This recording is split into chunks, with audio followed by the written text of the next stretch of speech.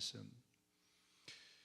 여러분 이 말씀들을 여러 번 아마 읽어보시고 들어보셨을 텐데 이게 어떤 의미일까? 하나님의 나라, 예수님은 하나님의 나라를 가지고 오셨죠? 그죠? 하나님의 나라는 먹고 마시고 잔치하고 육체를 즐겁게 하는 그런 데 관심이 있는 것이 아니고, 그것을 위해서 하나님의 나라가 있는 것이 아니고, 이 물질적인 거, 말초적인 거, 이것은 하나님의 나라와 그닥 큰 관계가 없다는 겁니다. 하나님의 나라, 예수님이 가져오신 하나님의 나라는 의와 평화와 기쁨, 차원 높은, 한 차원 높은 그런 차원의 기쁨과 행복, 그것을 하나님 나라 안에서 우리가 발견할 수 있다라는 그런 말씀입니다. 제가 어릴 때 주일학교를 다니면서 주일날 제일 행복했던 것은 저희 어머니 뒤를 쫄래쫄래 쫓아가다가 갑자기 사라져서 구멍가게에서 눈깔 사탕 하나를 딱 사는 거였어요. 이거 하나를 딱 물고 있으면 하루 종일 행복했습니다. 당시에 저희 어머니가 저에게 10원을 헌금하라고 주셨어요. 10원. 근데 그 중에 반을 딱 깨가지고 눈깔 사탕 하나를 입에 딱 물고 있으면 하루 종일 기분이 좋았어요. 그러다 나중에 이제 선생님한테 들켜서 제가 헌금을 안 하고 있다는 것을 알게 됐지만, 무지하게 혼났지만, 여러분 지금 제가 나이가 56이 되는데 그 눈깔 사탕 하나를 딱 입에 물면 제가 하루 종일 행복할까요? 전혀 아니겠죠, 그죠? 제가 차원이 달라졌어요. 그때 그 어린 시절과 지금은 굉장히 차원이 달라졌어요. 그것이 그때는 나에게 가장 큰 기쁨이었고 즐거움이었는데 이제 더 이상 그것은 저에게 큰 기쁨이 되지 않습니다. 여러분, 이것은 우리의 비본질입니다. 이 몸은, 썩어질 몸은 비본질이어서 우리가 죽으면 관 속에 들어가게 됩니다. 이제 진짜 내가, 진짜 내 육신 부활체를 입고 하나님과 함께 영원히 우리가 영원한 곳에서 살게 될 거예요. 그게 성경이 우리에게 약속하고 있는 바고, 바로 그것 때문에 예수님이 이 땅에 오셨고, 그것 때문에 우리에게 성경을 주셨고, 그것 때문에 우리가 복음을 전하고, 또 그것으로 말미암아서 우리가 이 땅을 살아갈 때 저 천국의 소망을 두고 사는 거 아니겠습니까? 오늘 아까 우리가 하가한 이 말씀은 그런 의미를 포괄적으로 이렇게 담고 있는 그러한 말씀입니다. 오늘이 요한복음의 마지막 시간입니다. 93번째. 저희는 그동안 2년 동안, 거의 2년 동안 요한복음을 1장부터 21장까지 이 말씀 가운데 무엇이 있나를 계속 주일마다 살피면서 하나님의 음성을 들으려고 애를 썼습니다. 이 요한복음의 주제, 다른 성경도 마찬가지지만 예수 그리스도, 그분이 요한복음의, 특별히 요한복음의 주제였습니다. 예수님이 7가지의 기적을 일으키셨어요. 이제 그 기적은 예수님의 메시아다라는 것을 사람들에게 가르쳐주기 위해서 물로 포도주를 만드는 것부터 시작해서 오병이어의 기적과 이런 기적까지 7가지를 쭉 이렇게 행하셨어요. 그러면서 예수님이 7가지 자신을 소개했습니다. 첫 번째, 나는 생명의 떡이다. 나는 세상의 빛이다. 나는 양의 문이다. 나는 선한 목자다. 나는 부활이고 생명이다. 나는 길이요 진리요 생명이다. 나는 참 포도나무다. 이렇게 한 7가지 정도로 예수님 자신이 누구신지를 요한복음을 통해서 기적과 함께 쭉 우리에게 보여주시고 소개하셨습니다. 그리고 오늘 21장에 예수님이 끝에 방점을 찍으면서 뭐라고 말씀하셨습니까? 이제 너희들은 나를 따라라. 예수님이 자신이 누군지를 다 소개하신 다음에 그 다음에 마지막으로 오늘 메시지를 던지십니다. 그래서 결론적으로 너희들은 나를 쫓아와라. 내 삶을 너희들도 따라서 살아라. 이것이 너희에게 복이고, 이것이 너희에게 은혜고, 이것이 너희에게 주는 선물이다. 주님이 그렇게 말씀을 하시는 겁니다. 예수님을 따른다는 것이 어떤 의미인지, 왜 우리가 예수님을 따라야 되는지 오늘 본문을 통해서 저희가 좀 살펴보려고 합니다. 다시 본문으로 들어가서 18, 19절입니다. 내가 진정으로 진정으로 너에게 말한다. 네가 젊어서는 스스로 띠를 띠고 네가 가고 싶은 곳을 다녔으나 네가 늙어서는 남들이 네 팔을 벌릴 것이고 너를 묶어서 네가 바라지 않는 곳으로 너를 끌고 갈 것이다. 예수께서 이렇게 말씀하신 것은 베드로가 어떤 죽음으로 하나님께 영광을 돌릴 것인가를 암시하신 것이다. 예수께서 이 말씀을 하시고 나서 베드로에게 나를 따라라 하고 말씀하셨다. 예수님이 베드로에게 말씀합니다. 너 나중에 되면 늙고 힘도 없고 이빨도 빠지고 네가 할 수 있는 게 아무것도 없어. 그때는 남들이 네 인생을 좌지우지할 거야. 그 전에 네가 힘 있고 건강 있고 네가 튼튼할 때 그때 너는 나를 따라야 돼 라는 말씀을 오늘 베드로에게 하신 것입니다. 어디서 많이 듣던 얘기 아닙니까? 구약에 보면 온 세상의 모든 즐거움과 쾌락과 기쁨과 모든 것을 다 누려본 한 사람이 있죠. 거기다 잘생기기까지 하고 머리까지 좋아요. 그 사람의 이름은 솔로몬입니다. 솔로몬이 세상의 모든 즐거움과 기쁨과 환락을 다 누려본 다음에 전도서라는 성경을 이제 쓰게 되지 않습니까? 전도서에 이렇게 말합니다. 같이 한번 읽어볼까요? 좀 기니까. 시작. 젊을 때 너는 너의 창조주를 기억하여라. 고생스러운 날들이 오고 사는 것이 즐겁지 않다고 할 나이가 되기 전에 해와 빛과 달과 별들이 어두워지기 전에 먹구름이 곧 비를 몰고 오기 전에 그렇게 하여라. 그때가 되면 너를 보호하는 팔이 떨리고 정정하던 두 다리가 약해지고 이는 빠져서 씹지도 못하고 눈은 침침해져서 보는 것마저 힘겹고 귀는 먹어 바깥에서 나는 소리도 못 듣고 맷돌질 소리도 희미해지고 새들이 지저귀는 노랫소리도 하나도 들리지 않을 것이다. 내 얘기인데 이렇게 생각하는 어르신들이 계실지 모르지만 여러분 아직 아닙니다. 예배 드리러 오실 정도면 지금 건강하고 힘있고 내가 그래도 뭔가 할 수 있는 지금 상태인 것입니다. 솔로몬이 이럴 때가 우리 모두에게 예외 없이 찾아올 것이다 라고 하나님을 대신해서 솔로몬이 말한 것이죠. 그러면서 솔로몬이 이렇게 결론을 짓습니다. 할 말은 다 했다. 결론은 이것이다. 하나님을 두려워하여라. 그분이 주신 계명을 지켜라. 이것이 바로 사람이 해야 할 의무다. 하나님은 모든 행위를 심판하신다. 선한 것이든 악한 것이든 모든 은밀한 일을 다 심판하신다.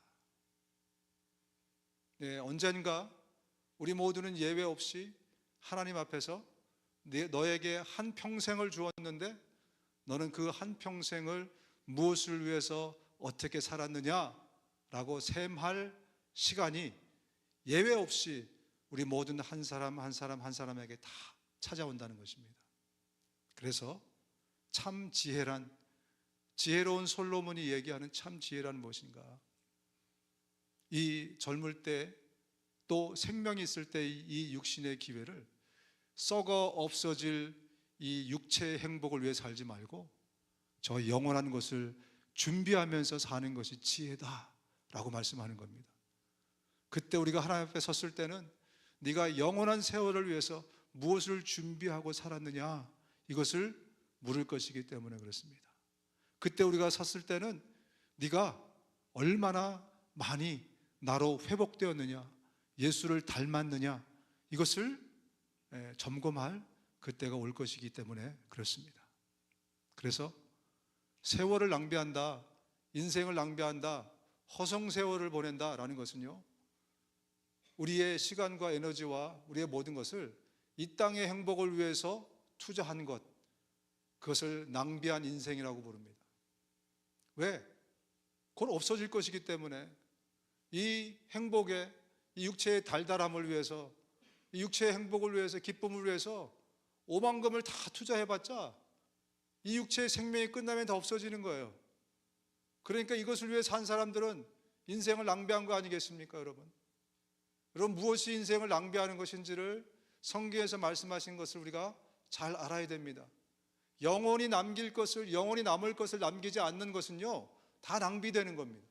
다 사라지는 것이고 다 없어지는 것입니다. 그래서 성경에서 계속 우리에게 위의 것을 구해라. 골로새서를 보세요. 위의 것을 추구해라. 너는 이 세상 것을 사랑하지 말고 하나님을 사랑해야 된다. 육신의 소욕을 쫓지 말고 성령의 소욕을 쫓아야 돼. 이것은 180도 늘 반대이기 때문에 너희들은 영원한 것을 추구해야 돼. 바울은 자기 인생을 열심히 살면서 내가 아직도 다 이루었다고 생각하지 않고 끝까지 인생의 경주를 하면서 영원한 것을 남기기 위해서 내가 살아간다. 성경에 나오는 모든 인물은요, 그들의 관심과 포커스가 이 땅이 없어요. 이 땅이 아니었어요. 그 누구도. 전부 다 영원히 남을 것을 위해서 투자하고 그것을 소망하며 살고 그때를 준비하면서 살고. 여러분, 이게 믿음 생활이에요. 신앙생활은 이런 겁니다. 이 땅에 행복해질 것을 하나님께 구해서 그것을 얻고 그래서 이 땅에서 달달하게 살려고 하는 것이 신앙생활이 아닙니다. 그것은 기복주의적인 신앙생활이다, 이렇게 우리가 부르기도 합니다.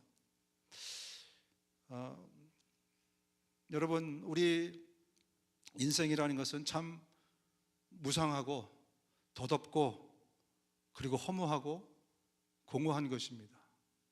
그래서 많은 사람들은요, 이것을 지나가기 위해서 또 이 공허함을 좀 메꿔보기 위해서 여러 가지 것에 의미를 부여합니다.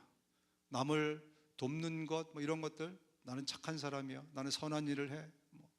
또 어떤 이벤트를 만들면서 거기에 의미를 부여하고, 그죠? 또 맛있는 것을 좀 많이 먹고 좋은 것을 보고 어떤 이벤트를 만들고 이렇게 하면서 내 안에 있는 이 공허함과 어두움을 좀 쫓아내 보려고 그렇게 무지하게 많이 애를 쓰면서 살아갑니다. 어떻게 보면 우리의 인생을 연명하는 거예요. 그런 식으로. 제가 인생을 너무 어둡게 해석하는 것 같습니까? 아니에요. 그것은 제 얘기가 아니고 성경이 우리 인생이 어떤 것인지를 말씀해 주고 있는데, 우리의 인생은 그렇게 덧없고 공허한 것이라고 성경은 말씀하고 있습니다. 언제까지?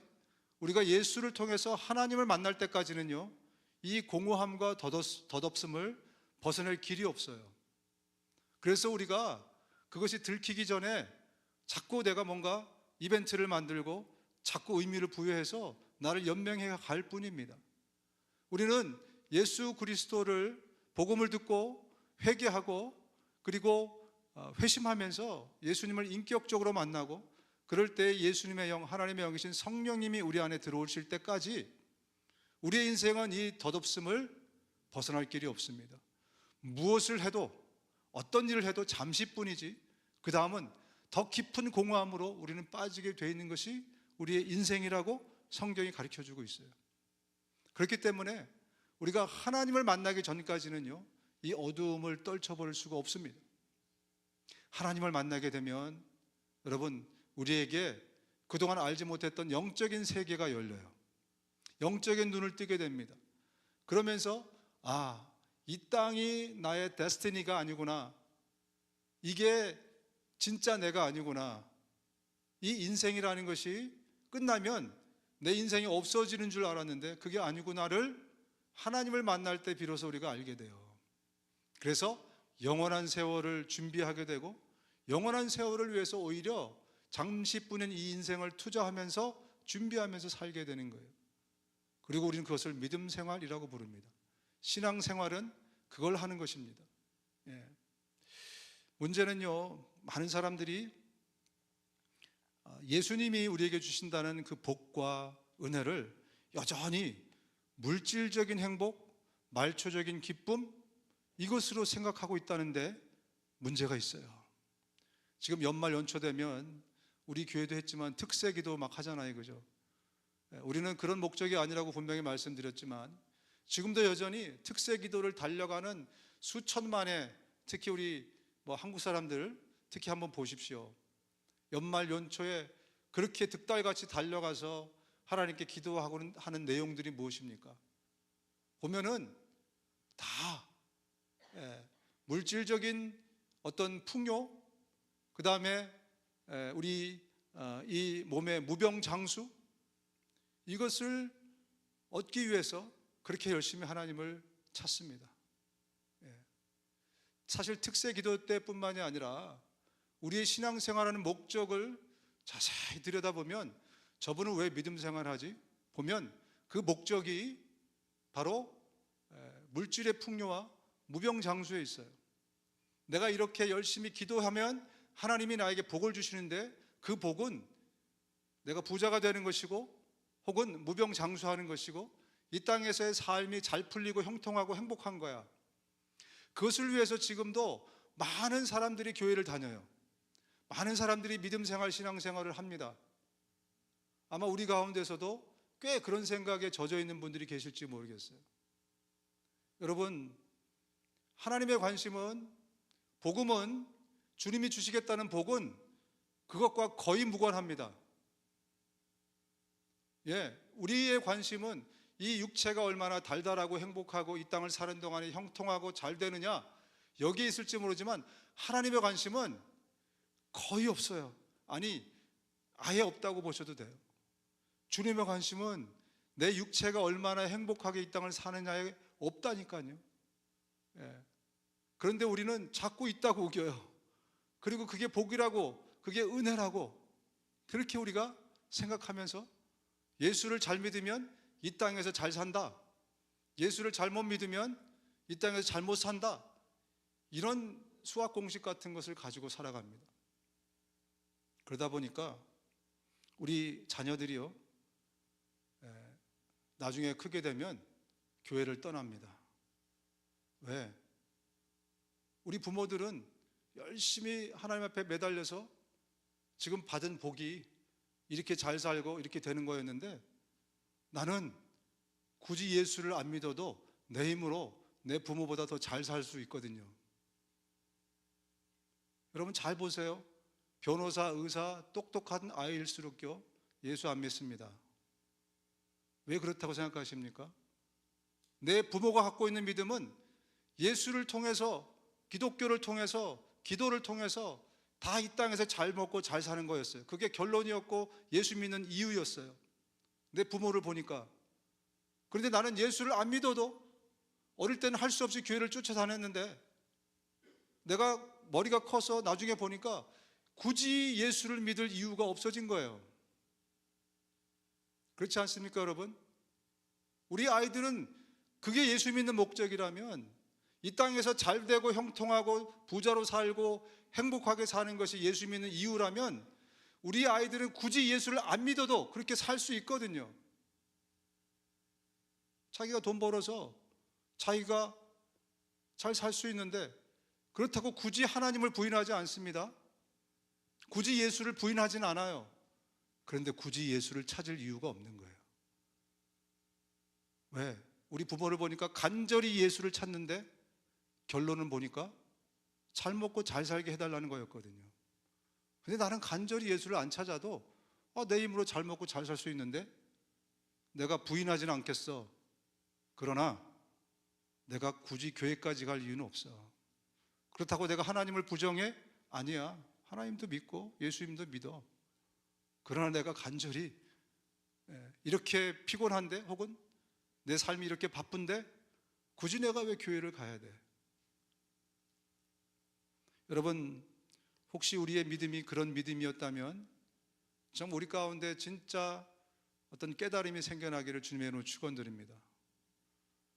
오히려 성경은요, 우리에게 물질적인 복이나 무병장수나 이런 것들을 내려놓으라고 말씀하고 있어요. 너를 위하여 보물을 땅에 쌓아두지 말라. 거기는 좀과 동록이 해하며 도둑이 구멍을 뚫고 도둑질하느니라. 오히려 부자 되는 것, 더 잘 사는 것, 형통하는 것, 이런 것들을 내려놓으라고 성경은 반대로 말씀하고 있어요. 그런데 우리는 그게 축복이랍시고 오해하고 착각해서 내가 예수를 잘 믿으면 그거를 주님이 나에게 주시는 줄 알고 그렇게 고개를 들이밀면서 예수를 믿는 것은 아닌가. 여러분, 자족할 줄 아는 사람에게는 경건은 큰 이득을 줍니다. 우리는 아무것도 세상에 가지고 오지 않았으므로 아무것도 가지고 떠나갈 수 없습니다. 우리는 먹을 것과 입을 것이 있으면 그것으로 만족해야 할 것입니다.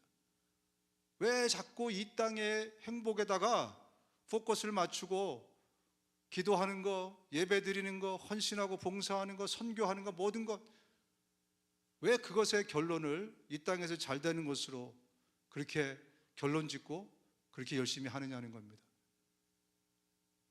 그것은 하나님의 관심이 아닙니다. 우리가 이 땅에서 잘 먹고 잘 사는 것은 하등 하나님의 관심이 아니에요. 하나님의 관심은 우리가 영원한 곳에서 잘 먹고 잘 사는 데 있어요. 하나님과 함께 영원히 잘 먹고 잘 사는 데 하나님의 관심이 있는 거지. 이 땅에서는 오히려 이것들을 가지고 영원한 것을 위해서 투자하며 살라고 주님이 말씀하는 거예요. 네가 건강이 있느냐, 네가 물질이 있느냐, 네가 지혜가 있느냐, 네가 무슨 뭐가 있느냐, 그러면 저 영원한 바로 그 삶을 위해서 네가 투자하고 사는 것, 이게 하나님의 관심이라는 거예요. 예. 하나님의 나라는 먹는 일과 마시는 일이 아니라 성령 안에서 누리는 의와 평화와 기쁨입니다. 예, 하나님의 나라, 하나님의 관심은 바로 그 영원한 것에 있다라는 말씀을 하고 있는 거죠. 여러분, 특히 우리 한국 기독교가 예전에 1,000만이 넘는다 그랬어요. 근데 시간이 지나가면서 점점 인구가 줄어서 지금은 400만 혹은 600만 뭐 이렇게 얘기를 합니다. 왜 그런 결과가 일어났는가? 잘 살게 되니까요, 더 이상 예수 믿을 필요가 없어진 거예요. 왜? 잘 살려고 예수 믿었거든요. 왜? 교회에서 예수 믿으면 잘 산다고 가르쳐 줬거든요. 너희들 예수 믿으면 복 받아? 그 얘기가 그 얘기였거든요. 예수 믿으면 좋은 대학 가고 하나님이 네 인생을 형통하게 해주고 하나님이 부자 되게 해주고 무병장수하고, 그게 예수 믿는 목적이었는데, 아니 살다 보니까 굳이 예수 안 믿어도 지금 잘 살고 있잖아요. 근데 왜 교회를 가요? 그리고 그것을 본 다음 세대들이 굳이 교회를 갈 이유가 없어진 겁니다. 젊은 세대들이 그래서 교회를 가지 않습니다. 왜?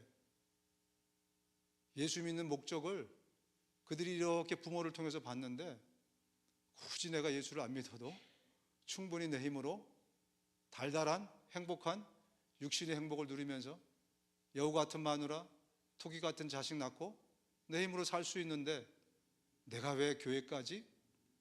그런다고 내가 하나님을 부정하거나 우리 엄마가 믿는, 우리 아버지가 믿는 예수를 부인하는 건 아니야. 그러나 나에게는 그닥 중요한 문제가 아니야. 여러분, 우리 자녀들에게, 다음 세대들에게 이 몸과 이 육체는 비본질이라는 것을 분명히 가르쳐 줘야 됩니다.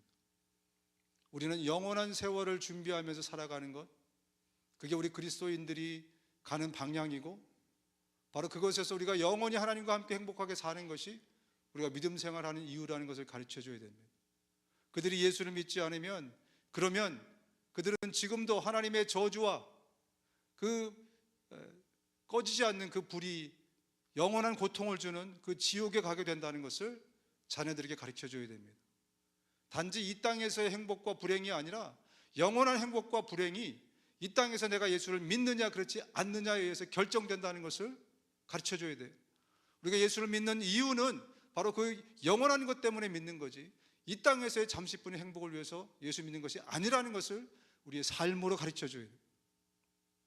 말로도 가르치지만 우리의 삶으로 가르쳐 줘야 됩니다. 여러분은 왜 예수를 믿으세요? 여러분에게 만약에 누가 지금 할머니, 할아버지 혹은 엄마, 아버지는 왜 예수를 믿으세요? 라고 물어본다면 여러분 뭐라고 대답하시겠습니까? 과거처럼, 아니면 대부분의 우리 한국 기독교인들처럼 예수 믿으면 형통하고 잘 되고 잘 살고 네가 평안하게 살 수 있어, 이런 것을 이렇게 대답을 하시겠습니까? 우리의 본질인 영혼이 예수를 믿지 않으면 저 영원한 불지옥에 떨어진다는 것을 살아계신 하나님이 성경에 그렇게 약속하셨다는 것을 그들에게 분명히 가르쳐 줘야 되고, 우리도 저 영원한 것을 준비하면서 살아가는 우리의 신앙 생활을, 삶을 그들에게 가르쳐 주어야 되는 것입니다. 여러분, 오늘날도 많은 사람들이 교회를 찾는데 자기 개발을 위해서 교회를 찾는 사람들이 많이 있습니다.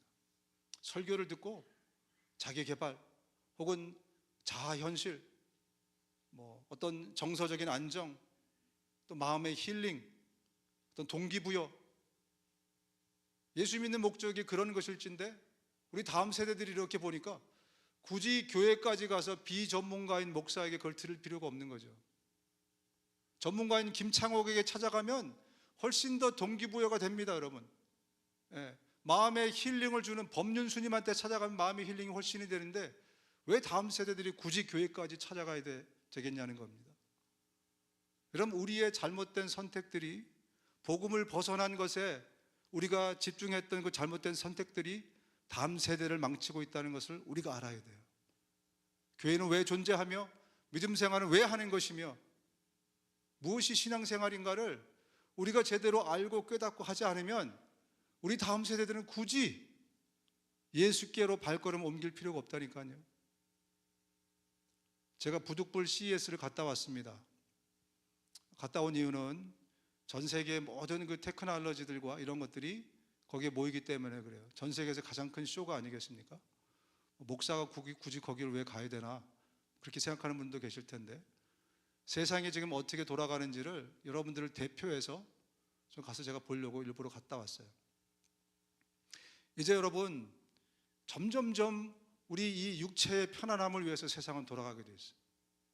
예, 거울을 딱 보면요, 우리 눈동자를 통해서 우리 몸의 모든 걸 다 분석해내요.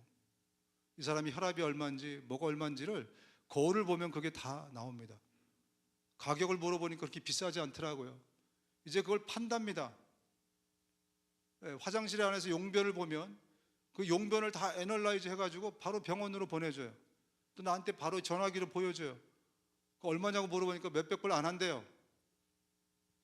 이제는요, 세상이 점점점 우리의 육신, 이 썩어질 육체를 위해 모든 것들이 다 정말 편안하게, 지금 여기 오신 분들 중에서도 운전대 안 잡고 오신 분들이 계시잖아요, 그죠? 운전대 잡을 필요가 이제 없어졌잖아요, 그죠? 좀 있으면 자동차가 굴러다니지 않고 날아다니게 됐더라고요. 왜 이제 가면은 이제 날아다녀요, 그죠? 젊은이들이 애인을 사귈 필요가 이제 없어요. 오히려 남자친구 만나면 귀찮아, 막 잘해줘야 되고, 그죠? 근데 휴머노이드 AI 하나, 아주 이쁜 걸 하나 구입해 놓으면, 예? 아이돌 같은 그런 멋진 남자친구가 다 나 위로해주고 심지어 요리까지 해주고, 그런 세상이 5년, 10년 안에는 100% 이루어집니다, 여러분. 지금 초기 단계로 하고 있는데, 여러분, 설교도 마찬가지입니다, 여러분. 제가 여기 굳이 올 필요가 없게 생겼어요. 저랑 똑같이 생긴 로봇을 하나 만들어가지고요, 제가 설교를 거기다 집어넣고 얘 보내면 돼요. 그러면 세상이 우리가 생각하는 것과 정말 많이 달라지게 됐어요. 우리 인터넷이 나오기 전과 후가 달라졌잖아요, 그죠? AI 이런 것들이 나오기 전과 후가 굉장히 달라졌습니다. 세상이 막 달라질 거예요. 그런데 그 세상은 점점점 내 육체의 달달한 행복으로 포커스가 되게 돼 있어요. 더 이상 그것이 우리의 신앙생활의 목적이라면 다음 세대들이 예수 믿을 이유를 잃어버리게 됩니다, 여러분. 우리 주변의 사람들에게 복음을 전해봤자 그것이 내가 예수 믿는 이유라면, 이 육체의 고깃덩어리를 위해서 내가 예수를 믿고 있다면 더 이상 그들에게 내가 전하는 그 복음이, 내가 전하는 그 메시지가 아무 효력을 발생하지 않아요. 왜? 굳이 예수 믿지 않아도 버튼 하나만 누르면 그 행복이, 그 기쁨이 나에게 다가오는데, 그래서 성경은 우리에게 그보다 그 행복과 기쁨이 도저히 알 수 없는 그 참 기쁨과 행복이 있다는 것을 우리에게 가르쳐주고 있지 않습니까? 그래서 예수님 자신을 쫓아오라고 말씀하는 겁니다. 가장 큰 기쁨과 행복을 직접 누린 그분이 너희들은 이제 나를 따라라 라고 말씀하시는 것입니다. 예수님은 바로 그것을 우리에게 가르쳐주기 위해서 이 땅에 육체를 입고 오셔서 본인이 직접 그 기쁨과 행복을 누리면서 사셨어요. 그래서 성경이 이렇게 말씀합니다. 바로 이것을 위하여 여러분은 부르심을 받았습니다. 그리스도께서는 여러분을 위하여 고난을 당하심으로써 여러분이 자기의 발자취를 따르게 하시려고 여러분에게 본을 남겨 놓으셨습니다. 예수님이 하신 일은 십자가에 우리의 죄를 다 못 박으신 그거 이외에도 우리에게 삶의 모범을 보여주면서 너희들은 나를 따라서 살아가면 가장 행복한, 가장 큰 기쁨, 이 땅에서 눈깔 사탕이 주는 그런 차원의 기쁨이 아니고 영원한 행복, 영원한 기쁨이 너에게 주어질 것이다. 나를 따라라 라고 주님이 말씀하시는 겁니다. 예수님을 따라갈 때 예수님을 따라갔던 사람들이 이런 고백을 합니다. 주님께서 몸소 생명의 길을 나에게 보여주시니 주님을 모시고 사는 삶에 기쁨이 넘칩니다. 주님께서 내 오른쪽에 계시니 이 큰 즐거움이 영원토록 이어질 것입니다. 예수의 길을 따라가면, 예수님이 산 것을 내가 똑같이 살아가면, 여러분 그게 예수 믿는 거거든요. 예수 믿는 건 그거예요. 예수가 산 삶을 내가 흉내내면서 쫓아가는 게 예수 믿는 겁니다. 관념으로 뭔가를 내가 believe 하는 게 아니고요, 그걸 believe 하면서 내 삶이 예수의 삶을 쫓아가는 것을 예수 믿는다고 하는 겁니다.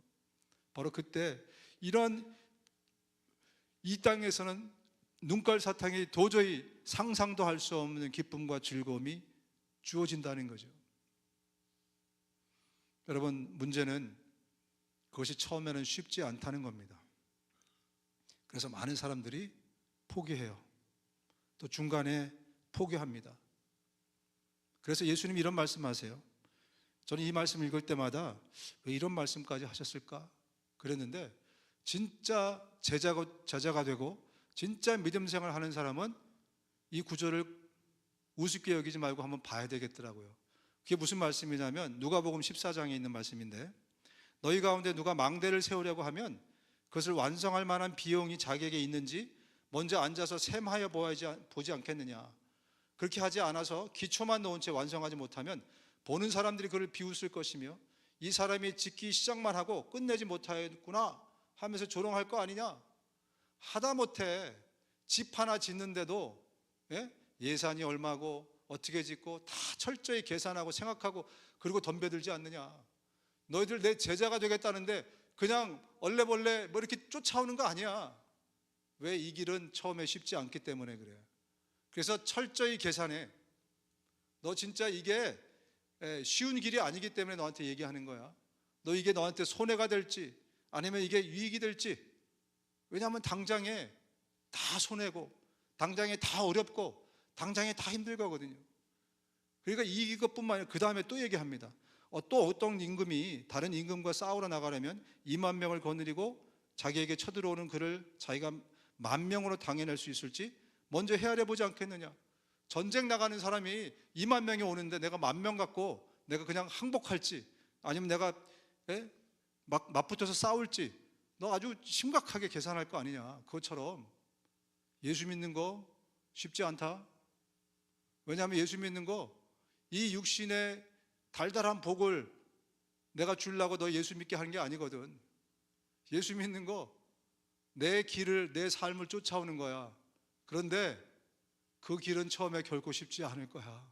그래서 제대로 알고 나를 쫓아와.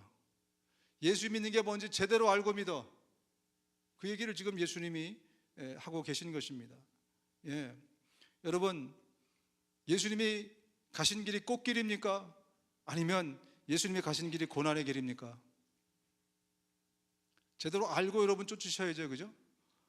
예수님이 가신 길이 꽃길입니까? 고난의 길입니까?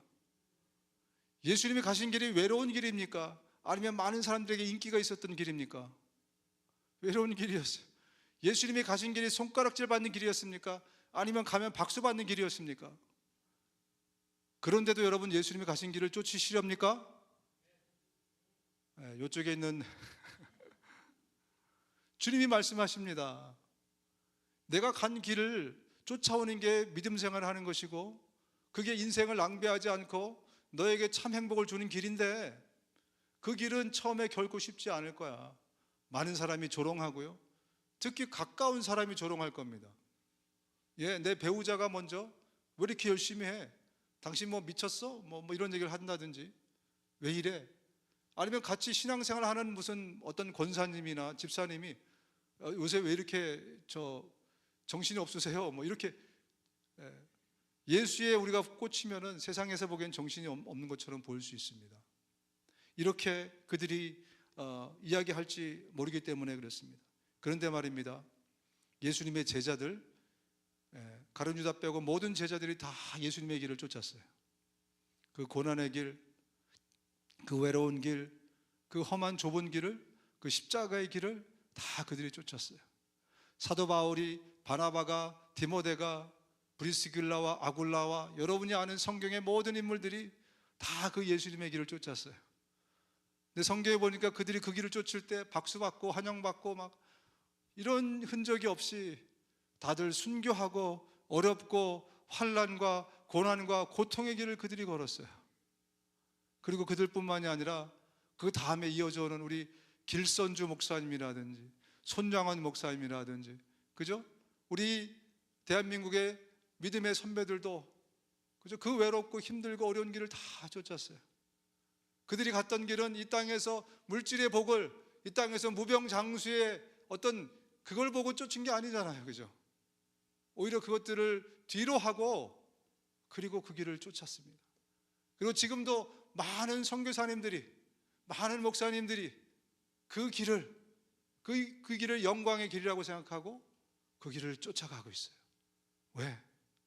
우리들의 소망은 이 땅에 있는 것이 아니기 때문에, 잠시뿐인 이 고기 덩어리에 있는 것이 아니기 때문에, 저 영원한 것에 있기 때문에, 여러분, 우리는 제대로 믿음 생활하고 믿음 생활이 뭔지를 제대로 자녀들에게 가르쳐 줘야 됩니다.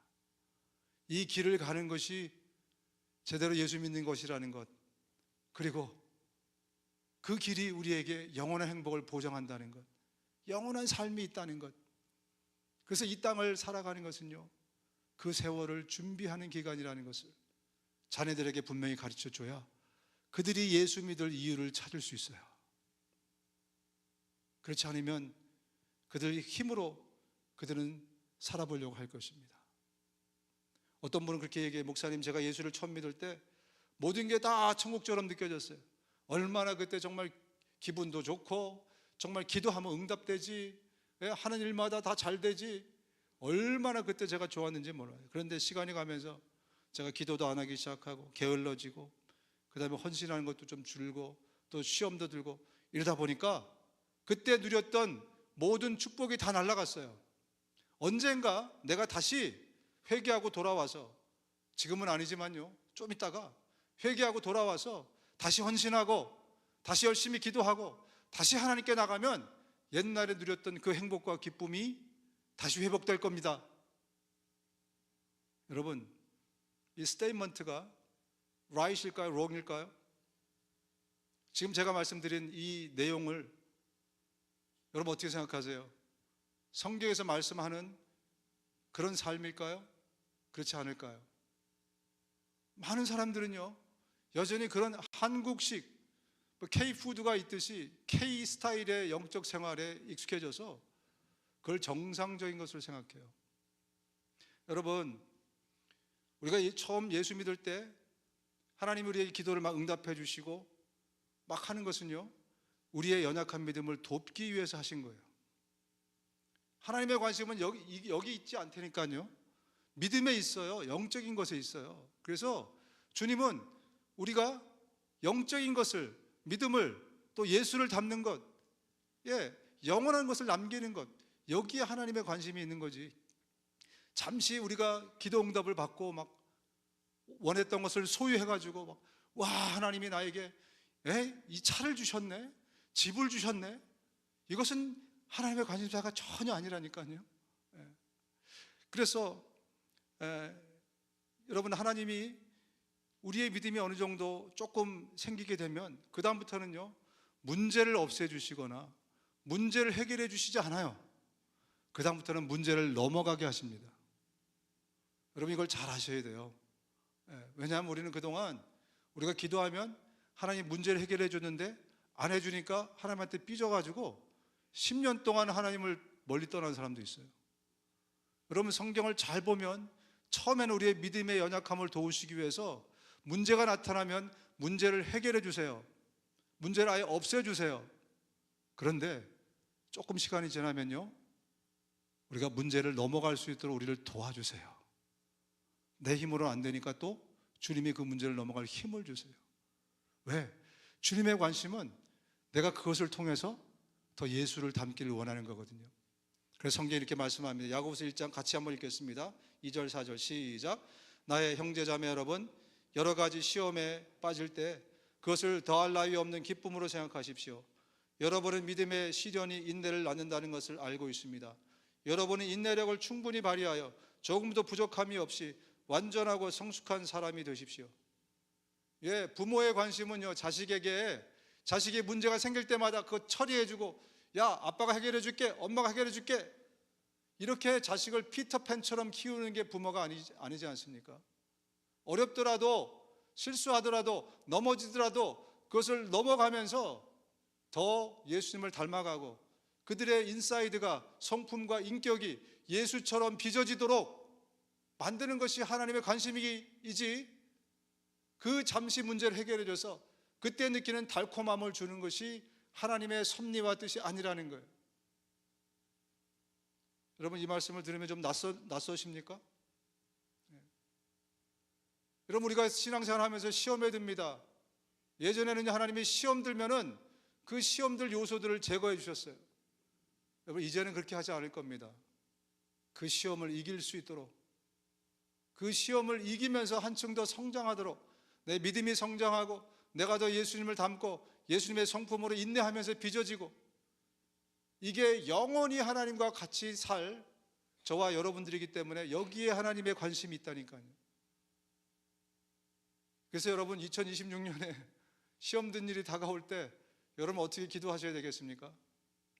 시험을 없애 주십시오라고 기도하지 마세요. 이제는 더 이상 여러분은 베이비가 아닙니다. 이제는 이유식도 하고 딱딱한 음식을 드셔야 돼요. 주님, 내가 이 시험을 맞서서 싸울 수 있도록 나에게 힘을 주십시오. 이겨낼 수 있게 도와주십시오. 여태까지 이 시험 때문에 교회를 몇 번 옮겼습니까, 여러분? 예? 어떤 사람은 6번, 7번 옮겼어요. 가는 데마다 시험이 있으니까 그때마다 옮겼잖아요, 그죠? 왜? 이게 K-스타일 영적 생활이라니까요. 성경에서 말씀하시는 영적 생활이 아니고, 믿음 생활이 아니고, 우리 한국 사람들이 갖고 있는 독특한 기복주의에 아주 그냥 물들어 있는 신앙생활이기 때문에 그래요. 주님은 저와 여러분들이 예수님 닮기를 원하십니다. 이 땅에서 우리를 부자로 살게 하기보다 저 천국에서 예수님 닮아서 영원한 행복을 누리게 하시는 것이 하나님의 뜻입니다. 그래서 나의 자녀 여러분, 나는 여러분 속에 그리스도의 형상이 이루어지기까지 다시 해산의 고통을 겪습니다. 이게 얼마나 중요하면, 해산의 고통을 겪어보신 분 손 들어보세요. 해산의 고통을 겪어보신 분. 저는 손들 자격이 없잖아요, 그죠? 그게 지금 웃으시는 분들은 그 고통이 얼마나 어마어마한 고통인지 아시니까 웃는 거 아닙니까? 그런데 뭐 때문에? 그리스도의 형상을 내 안에서 이루게 하기 위해서 그 고통을 다시 겪을 정도로, 그것은 하나님에게 너무나 중요한 문제라는 겁니다. 내가 예수처럼 빚어지지 않으면, 그러면 아무 쓰잘데기 없는 사람이 되는 거예요. 주님 앞에서 아무 의미 없는 인생이 되는 겁니다. 우리는 그동안 이 땅에서 하나님이 복 주셔서 여기서 이 육체를 얼마나 정말 어떻게 하면 행복하게 달달하게 살까, 이게 우리의 관심사였을지 모르지만 주님의 관심은 거기에 1도 없다는 사실을 기억하십시오. 그래서 가난해도 괜찮습니다. 병약해도 괜찮아요. 바울은요, 병을 달고 다녔어요. 평생 눈병을. 그죠? 오히려 부자 되지 말라고 성경은 말씀하고 있지 않습니까? 갖고 있는 것으로 자족해라. 그런데 왜 우리는 어찌하여 여전히 K-스타일의 그런 어떤 영성을, 그런 믿음 생활을 아직까지 갖고 있으면서 성경과는 정 동떨어진 그런 믿음 생활을 하고 있는가? 여러분, 우리 자손들에게, 자녀들에게 정말 예수 믿어야 될 이유를 내 삶을 통해서 내가 예수를 쫓아가면서 그들에게 제대로 가르쳐 줘야 됩니다. 자네들이 가만 보니까 우리 부모가 열심히 하는 것은 결국은 돈 때문이더라. 예, 열심히 정말 헌신하고 헌금하는 이유도 돈 때문이더라. 11조 하는 이유도 보니까 그렇게 해야 뭐 내 창고를 지켜주시니까 결국 그것도 돈 때문이더라. 또 열심히 막 철야가고 뭐 열심히 새벽기도 가고 결국은 무병장수 혹은 결론은 어떤 뭐가 됐든지 간에 이렇게 해서 가서 보면 끝에 가면 꼭 돈이야. 예수를 믿으면 예수가 내 인생의 주인이라고 그러던데, 하나님이 내 인생의 주인, 마귀가 주인이었다가 혹은 내가 주인이었다가 그 주인이 예수로 바뀐다 그러는데, 어떻게 우리 엄마는 계속 자기가 주인이지? 계속 하나님한테 뭐 달라 그러고 필요할 때마다 그러고 조금만 있으면 또 삐쳐가지고 또 교회도 안 나가고 뭘 하면 꼭 삐끼고 주인 앞에 종은 저렇게 살 수 없는데, 근데 가만 보니까 하나님보다 더 센 파워가 있더라고요. 보니까 결국 돈인 거예요. 왜? 하나님한테 비는 것 같지만 결국 하나님한테 뭐 달라고 비는 거예요? 돈 달라고 비는 거잖아요. 그러니까 우리 다음 세대들이 내 힘으로 돈을 가질 수 있는데 굳이 내가 하나님한테 갈 필요가 있어? 이렇게 되는 거라니까요. 여러분, 우리가 이것을 그동안 내 삶으로 가르쳐 왔다면 이제는 예수를 쫓아갈 수 있기를 주님의 이름으로 축원드립니다. 그 길은 힘든 길이고 어려운 길이고 십자가의 길이고 좁은 길이라고 주님이 말씀하십니다. 어쩌면 우리 라이프 타임 동안 계속 그렇게 될지도 몰라요. 그러나 그 길이 우리에게 영원히 남는 길이라는 것. 오늘 이 뒤에 보면은 좀 돌발 상황이 펼쳐집니다. 갑자기 뒤에 예수님을 베드로가 배웅하는데 요한이 쫓아와요. 그러니까 베드로가 예수님한테 아니 쟤는 지금 앞으로 어떻게 살 것 같습니까? 그랬더니 예수님이 뭐라 그래요? 야, 쟤 보지 말고 니나 잘해. 이게 마지막에 예수님이 하시는 말씀이에요. 그래서 이 말씀을 읽으면 굉장히 좀 뜬금없다, 왜 이런 말씀이 갑자기 나오나 그런 생각이 듭니다. 여러분, 백해무익한 것은 설탕뿐만이 아니고 백해무익한 것은 비교하는 거예요. 남의 신앙과 나를 비교하는 거, 또 남의 삶과 내 삶을 비교하는 거. 나는 예수를 쫓아가면 돼요.